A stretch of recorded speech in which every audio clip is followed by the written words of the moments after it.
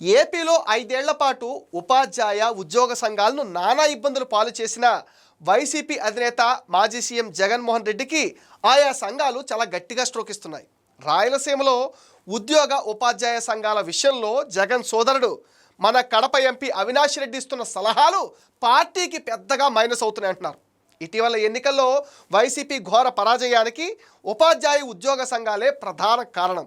ఆ విషయం postal ballot తెరిచిన వెంటనే ఆ పార్టీ పైన జగన్ పైన ఎంతటి వ్యతిరేకత ఉందో మనకు తెలిసింది.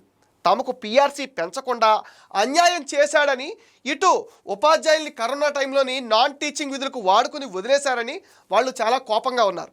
రాయలసీమలోని కొన్ని ఉపాధ్యాయ ఉద్యోగ సంఘాలు వైసీపీకి మద్దతుగా ఉంటాయి. అయితే వైఎస్ఆర్ టీచర్స్ అసోసియేషన్ నాయకులు వారిని జగన్తో కలవకుండా అడ్డుగోడగా నిలుస్తున్నారట. వైఎస్ఆర్ టీచర్స్ అసోసియేషన్కి కడప, అనంతపురంలో చెప్పుకోదగ్గ నాయకత్వం ఉంది. కడప జిల్లాలోనూ ఎస్టీయు, యూటీఎఫ్, ఏపీటీఎఫ్, పీఆర్టీయు లాంటి ఉపాధ్యాయ సంఘాలని వైసీపీకి దూరం చేయడంలో వైఎస్ఆర్ టీచర్స్ అసోసియేషన్ కీలక పాత్ర పోషించింది అంటున్నారు.